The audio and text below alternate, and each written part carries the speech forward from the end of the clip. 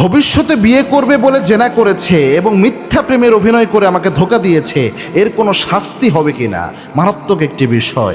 দেখেন, এই যে বয়ফ্রেন্ড গার্লফ্রেন্ডের যে কালচারগুলো রয়েছে, যদিও বিষয়টা হারাম, তবুও এক্ষেত্রে অনেকে মিথ্যা অভিনয় করে ধোঁকা দেয়, আবার মিথ্যা আশ্বাস দেয়, বিয়ের আশ্বাস দিয়ে প্রলোভন দেখিয়ে একটা মেয়ের সতীত্বকে নিয়ে নেয়। এরকম ঘটনা অনেক ক্ষেত্রেই হচ্ছে। তো এই ক্ষেত্রে যদিও বিষয়টা হারাম, কোনো শাস্তি রয়েছে কিনা গুরুত্বপূর্ণ একটা বিষয়। এটা ছেলেদের ক্ষেত্রেও ধোঁকাবাজি হয়, মেয়েদের ক্ষেত্রে। ইসলাম বিফোর ম্যারিটাল রিলেশনশিপ, অর্থাৎ বিয়ের আগে এই ধরনের প্রেম প্রীতি যে সম্পর্ক, সম্পূর্ণভাবে সুস্পষ্টভাবে হারাম করেছে। এটা কোনো ফাঁকফা করে নাই। হ্যাঁ, একটা মেয়েকে ভালো লাগতেই পারে, এবং যাকে বিয়ে করবেন তাকে ভালো লাগবে, তারপরেই বিয়ে করবেন, এটা সুন্নাহ। ভালো লাগবে বলতে এমন না যে গোপনে সম্পর্ক মেনটেন করবেন। অর্থাৎ বিয়ের জন্য দেখতে গিয়েছেন, তখন তার কোনো কিছু আপনার ভালো লেগে গেল, বা বিয়ের জন্য খোঁজ খবর নিচ্ছেন, কিছু ভালো লেগে গেল, আর তার প্রতি একটা আকর্ষণ তৈরি হলো, এরপরে বিয়ে করা, এটাই হচ্ছে রসুলের সুন্নাহ। আল্লাহর হাবিব এটাকেই প্রমোট করেছেন।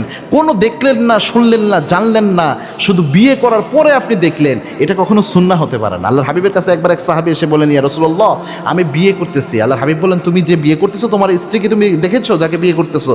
আল্লাহর হাবিবকে ওই সাহাবী বলেন, না ইয়া রাসূলুল্লাহ, আমার পরিবার থেকে দেখেছে। আল্লাহর হাবিব বলেন, না, তুমি আগে যাও, তুমি দেখো, তার কোনো গুণ হয়তো তোমার ভালো লাগবে, কোনো সৌন্দর্য আকৃষ্ট হবা, এরপরে তুমি বিয়ে করো। সুবহানাল্লাহি বিহামদি। মানে বিয়ের উদ্দেশ্যে সাময়িক দুই একবার দেখা, এটা জায়েজ, কিন্তু এই যে কন্টিনিউয়াসলি গোপনে গোপনে রিলেশন মেনটেন করা, এটা সুস্পষ্ট হারাম। তবুও এই হারাম সম্পর্কে যদি কেউ এইভাবে ধোঁকা দেয় যে তোমাকে ভবিষ্যতে আমি বিয়ে করবো, এই বলে একটা মেয়ের সতীত্ব নষ্ট করলো। একটা মেয়ের সবচেয়ে দামের সম্পদ হচ্ছে তার সতীত্ব। একটা মেয়ের সতীত্ব তার স্বামীর জন্য সৃষ্ট একটা উপহার। একটা মেয়েকে যখন আপনি সতীত্ব নষ্ট করছেন মিথ্যা কথা বলে, এরপরে আপনি ধোঁকাবাজি করে চলে যাচ্ছেন, এই মেয়েটা যে স্বামীর কাছে যাবে, তার স্বামীর হক তো সে নষ্ট করে ফেললো, তার স্বামীকে সে পবিত্র একটা সতীত্ব সে উপহার দিতে পারলো না।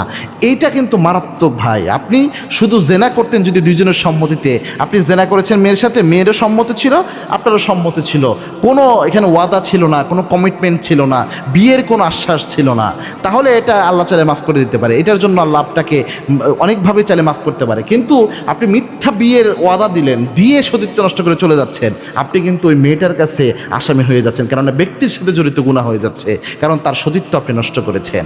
এবং এরকম জুলুম যারা করে, আল্লাহর হাবিব জানিয়েছেন, কোনো ব্যক্তির সাথে জড়িত গুনাহ যেগুলো, এগুলো হচ্ছে জুলম। আর জুলমাতুন ইয়াউমাল কিয়ামাহ, এরকম জুলুম যারা করবে, এই জুলুমগুলো কিয়ামতের দিন অন্ধকার হয়ে যাবে, এবং ওই ব্যক্তির সাথে জড়িত অপরাধ ওই ব্যক্তি যতক্ষণ মাফ করবে না, আল্লাহ রাব্বুল আলামিন ততক্ষণ মাফ করবে না।